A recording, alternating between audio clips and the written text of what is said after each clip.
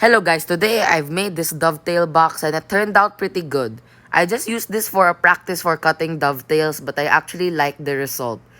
First, I'm using some 1x4 just from the hardware store. And I'm going to cut 2 pieces that are 10 inches and 2 pieces that are 6.5 inches.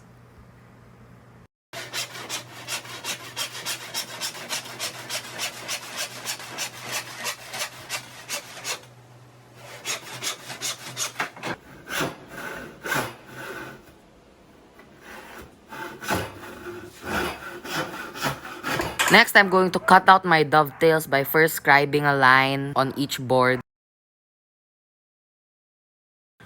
Marking out the ends with a ruler. In this case, I'm just doing 1/4 inch. And here I'm using dividers to just set out the locations of the tails.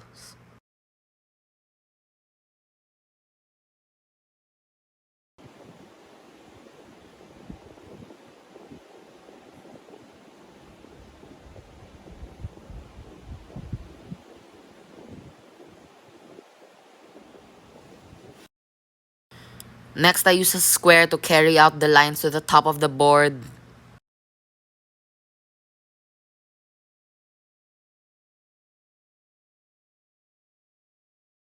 To mark the angles, I'm using a protractor and the angles of the dovetails will be in about 15 degrees. Now we're going to cut them out with, I'm using a Ryoba saw, but it would be better if you had a dovetail saw. And also, you're going to mark the tails on both sides of the board, not only this side.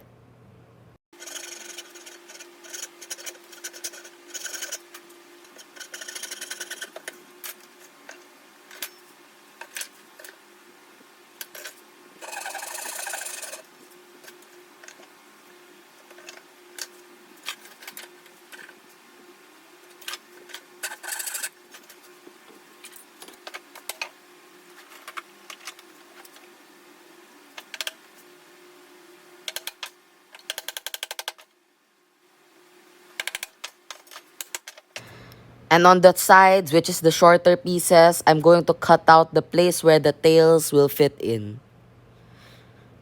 Just to clear confusion, I'm putting the tails on the long board and the slots in the shorter boards.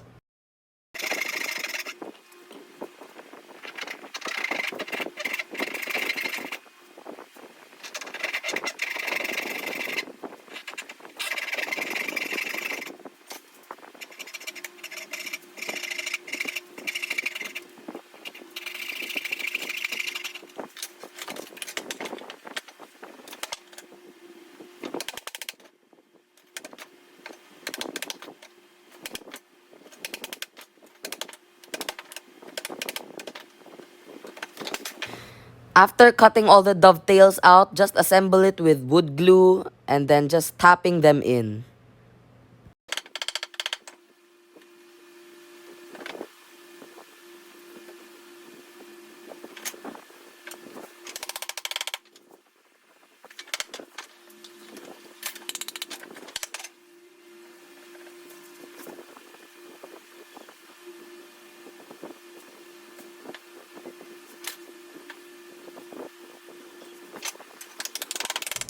A quick tip, if your dovetails don't fit perfectly like mine, I just squeeze some glue in there and then sanding it.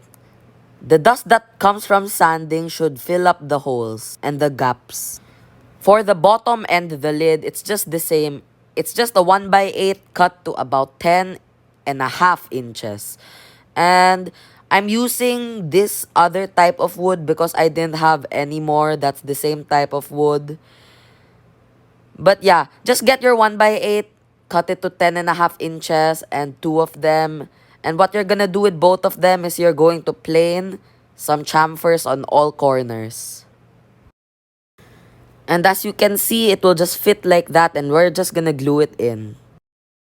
After gluing the bottom in, sadly, I wasn't able to get footage of it, but I just hinged the top on, which is just the same as the bottom. Except, it's just flipped around.